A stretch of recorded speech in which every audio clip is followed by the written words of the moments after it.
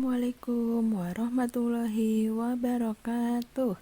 Selamat pagi anak-anak. Tetap semangat ya. Kita belajar di pembelajaran tematik kelas 3, tema 4, kewajiban dan hakku. Subtema yang pertama, kewajiban dan hakku di rumah, pembelajaran yang ke-6. Sebelum Bu Eva mulai, kita membaca basmalah terlebih dahulu ya. Bismillahirrohmanirrohim. Jangan lupa siapkan dulu alat tulis dan buku tema kalian ya. Rumahku bersih dan nyaman. Rumah adalah rezeki dari Tuhan. Kita merasa nyaman ketika berada di rumah. Ibu menjadikan rumah terasa sejuk. Ayah menjadikan rumah terasa aman. Anak-anak menjadikan rumah terasa menyenangkan. Setiap anggota keluarga wajib menjaga tempat tinggal agar bersih. Tempat tinggal bersih membuat mereka nyaman. Tempat tinggal yang bersih juga mencegah mereka dari berbagai penyakit. Nah, bagaimana agar kita bisa mendapatkan tempat tinggal yang bersih? Setiap anggota keluarga berhak mendapatkan rumah yang bersih. Mereka bersama-sama menjaga lantai agar selalu bersih.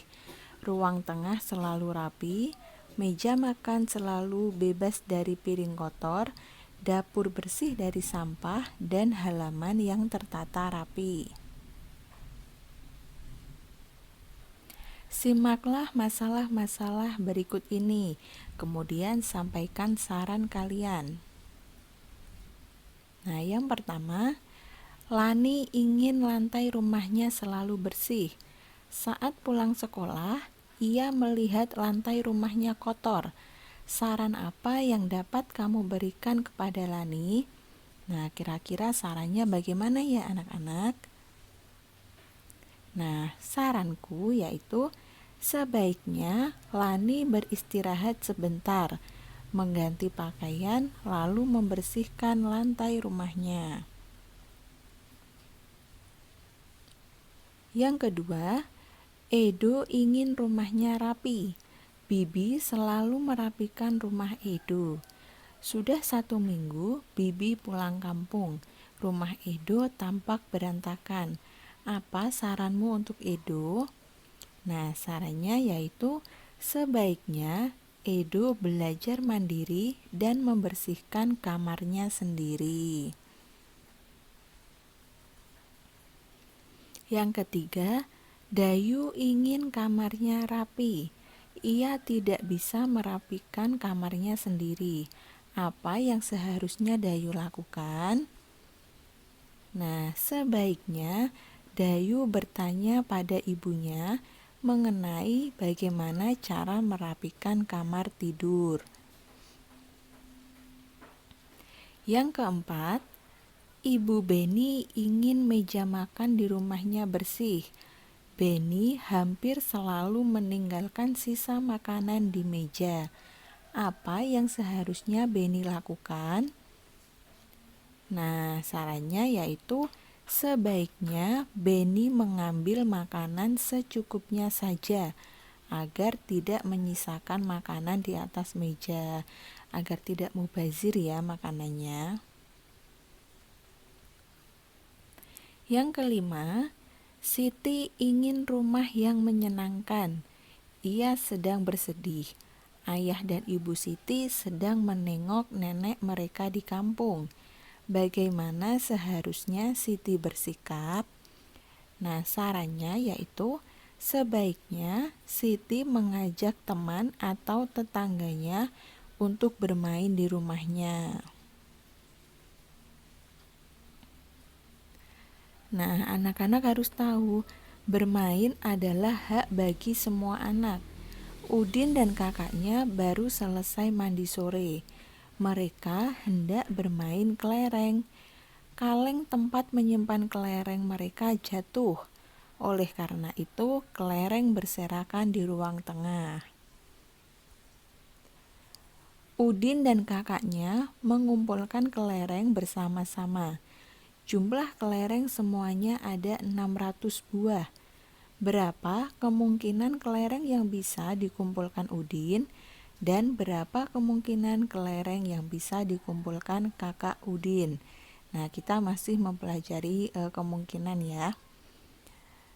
Bisa anak-anak perhatikan di buku tema kalian juga ada ya. Tuliskan jawaban kalian di tempat yang tersedia. Buatlah 5 kemungkinan. Nah, kita akan membuat 5 kemungkinan kelereng yang bisa dikumpulkan oleh Udin dan kelereng yang bisa dikumpulkan oleh kakak Udin. Di sini jumlah kelerengnya semuanya ada 600 buah. Nah, kemungkinan yang pertama bisa kita tentukan, yaitu semisal 300. Nah, ini 300 kelereng yang kemungkinan bisa dikumpulkan oleh Udin. Nah, kemudian kalau jumlah kelerengnya itu 600, berarti 300 harus ditambah dengan berapa agar hasilnya menjadi 600. Nah, berarti kita akan mencari berapa kelereng yang bisa dikumpulkan oleh kakak Udin. Caranya masih sama dengan pembelajaran yang sebelumnya, yaitu dengan cara dikurangi. Jadi jumlah kelerengnya yaitu 600 dikurangi 300. Nah, 300 itu kemungkinan yang dikumpulkan Udin ya. Hasilnya berapa anak-anak? 0 dikurangi 0, 0 ya. Kemudian 0 dikurangi 0 itu 0. 6 dikurangi 3 berapa? 3, berarti hasilnya yaitu 300. Nah, itu kemungkinan kelereng yang bisa dikumpulkan oleh kakak Udin. Kemudian kemungkinan yang kedua, 400 kelereng. Nah, caranya kita kurangi juga. 600 dikurangi 400. 0 dikurangi 0 itu 0 ya. 6 dikurangi 4 berapa anak-anak? 2. Berarti kemungkinan kelereng yang bisa dikumpulkan oleh kakak Udin yaitu 200 kelereng. Yang ketiga, kemungkinannya 250 kelereng yang bisa dikumpulkan oleh Udin. Nah, kita akan mencari yang dikumpulkan oleh kakak Udin yaitu 600 dikurangi 250. Nah, 0 dikurangi 0 berapa? 0 ya. Nah, 0 dikurangi 5 itu berapa anak-anak? Tidak bisa ya. Nah, berarti kalau seperti ini kita pinjam angka depannya. Nah, kita pinjam 1. Berarti 6 kita pinjam 1, 0-nya menjadi berapa? Nah, karena kita sudah pinjam 1, 0-nya menjadi 10 ya.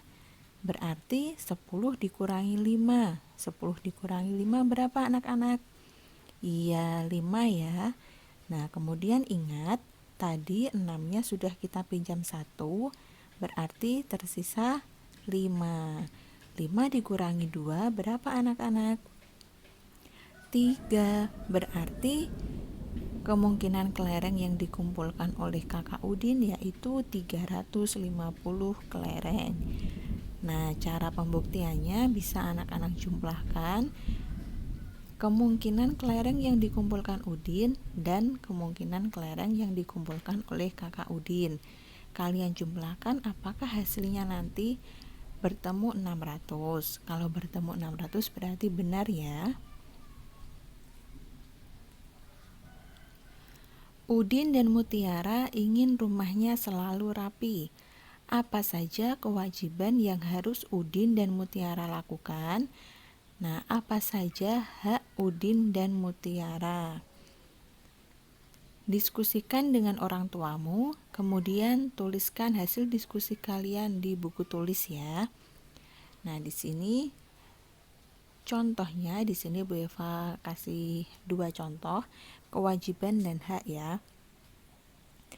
Nah, kewajibannya yaitu menyapu dan mengepel lantai. Ingat, kewajiban itu adalah sesuatu yang harus kita lakukan. Nah, kalau kewajibannya menyapu dan mengepel lantai, berarti haknya apa? Hak itu masih ingat ya? Hak itu merupakan sesuatu yang akan kita terima. Berarti menikmati lantai bersih dan sehat. Nah, ini hak semua orang ya. Kemudian, contoh yang kedua, kewajiban kita yaitu mencuci piring. Nah, berarti hak yang akan kita dapatkan apa? Nah, yaitu menggunakan alat makan yang bersih. Nah, ini dua contoh yang Bu Eva berikan. Kemudian anak-anak bisa diskusikan bersama orang tua kalian apa saja kewajiban dan hak di rumah tadi ya. Kamu sudah mengetahui kewajiban dan hak yang berkaitan dengan rumah. Apakah kamu sudah melaksanakannya di rumahmu? Kamu tentu pernah melaksanakan kewajiban dan hak yang berkaitan dengan rumah ya anak-anak.